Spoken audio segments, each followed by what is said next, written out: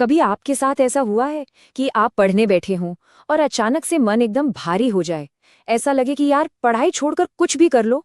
अगर हाँ, तो यकीन मानिए ये सिर्फ आपकी कहानी नहीं है। ज्यादातर लोग इसे बस आलस या डिसिप्लिन की कमी कहकर टाल देते हैं, पर सच तो ये है कि साइकोलॉजी की दुनिया में इसका एक बहुत ही गहरा और कहीं ज्यादा दिलचस्प जवाब छिपा है। तो आइए आज इसी सवाल की तह तक चलते हैं। तो सबसे पहले इस सोच को बदलते हैं। ये आलस नहीं है, ये एक सीखी हुई स्ट्रेस रिएक्शन है। साइकोलॉजी हमें बताती है कि हो सकता है आपका दिमाग पढ़ाई को एक खतरे के तौर पर देखने लगा है।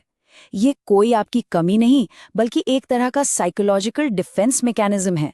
सोचिए, जैसे शरीर चोट लगने पर खुद को बचाता है, ठीक वैसे ही हमारा दिमाग भी हमारे आत्मसम्मान को बचाने की कोशिश कर रहा है। जब हमारा दिमाग किसी भी काम को अपने आत्मसम्मान के लिए एक खतरा मानने लगता है, तो वो एक प्रोटेक्शन मोड में चला जाता है, मतलब एक बचाव की मुद्रा में। तो ये प्रोटेक्शन मोड आखिर है क्या? देखिए, ये एक बहुत ही गहरी बायोलॉजिकल प्रतिक्रिया है। ये तब एक्टिवेट होता है जब आपका दिमाग किसी काम से बचने के लिए हर मुमकिन कोशिश करता है, क्योंकि उसे लगता है कि वो काम आपको किसी न किसी तरह का मानसिक नुकसान पहुंचाएगा। और यहाँ एक बहुत गहरी बात छिपी है। आपके अनकॉन्शियस माइंड के लिए पढ़ाई बस एक काम नहीं रह गई है, बल्कि एक तनाव का एक ओपन लूप बन गई है। मतलब एक ऐसा अंतहीन चक्कर जो कभी बंद ही नहीं होता। और जाहिर है, इसीलिए आपका दिमाग इससे भागना चाहता है। तो सवाल ये उठता है कि आखिर दिमाग पढ़ाई को एक खतरे के रूप में देखने ही क्यों लगता है? इसके पीछे 5 मुख्य साइकोलॉजिकल कारण हैं। चलिए एक एक करके इन सभी को समझते हैं। पहला कारण है सीखा हुआ तनाव संबंध, या कहिए लर्न्ड स्ट्रेस एसोसिएशन। कई लोगों के लिए पढ़ाई का काम अब उतना सीधा साधा नहीं रहा। ये प्रेशर, सख्त माहौल या क्रिटिसिज्म के डर से जुड़ गया है। सोचकर देखिए, अगर बचपन में मुश्किल एग्जाम्स का सामना करना पड़ा हो या आपके ग्रेड्स को ही आपकी कीमत का पैमाना माना गया हो, तो आपका दिमाग अब किताब खोलने को सीधे सीधे खतरे से जोड़ता है।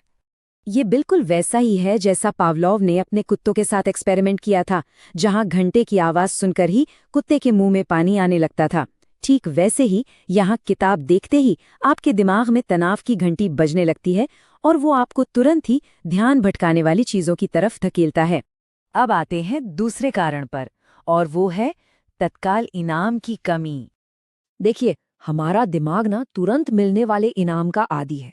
सोशल मीडिया स्क्रॉल करने से या वीडियो देखने से हमें डोपामाइन का एक तेज शॉट मिलता है।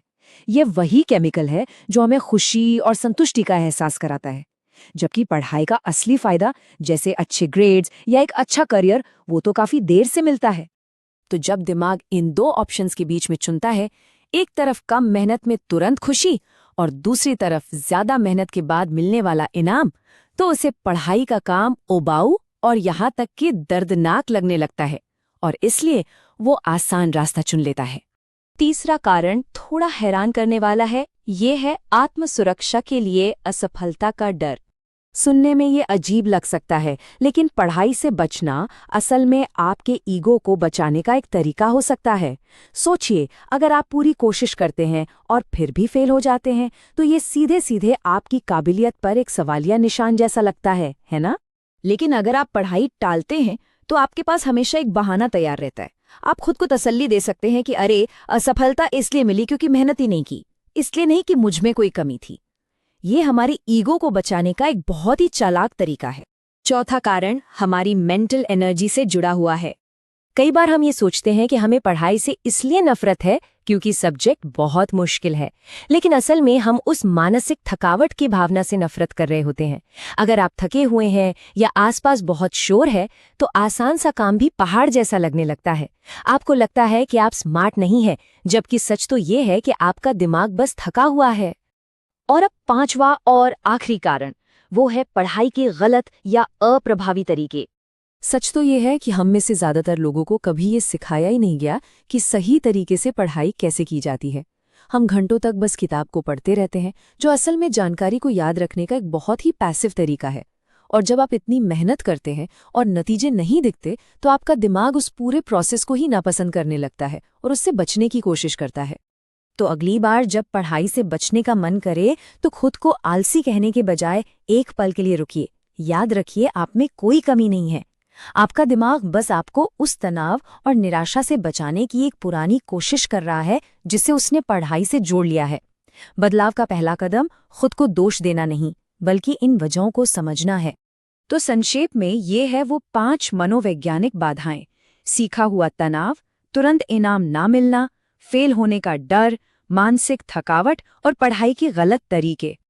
और यही समझ आपको असली ताकत देती है। आपका अतीत ये जरूर बताता है कि आप आज ऐसा क्यों महसूस करते हैं, लेकिन वो ये तय नहीं करता कि आपका भविष्य कैसा होगा। इन पैटर्न को पहचानकर ही तो आप उन्हें बदलने की शुरुआत कर सकते हैं। तो जरा सोचिए, अगर खुद को कोसने की जगह गहरी समझ ले लें तो क्या कुछ हासिल नहीं किया जा सकता? अगर हम खुद को आलसी कहने की बजाय ये समझने लगें कि हमारा दिमाग ऐसा क्यों कर रहा है, तो हम अपनी सीखने की पूरी प्रक्रिया को कितना ज्यादा बदल सकते हैं।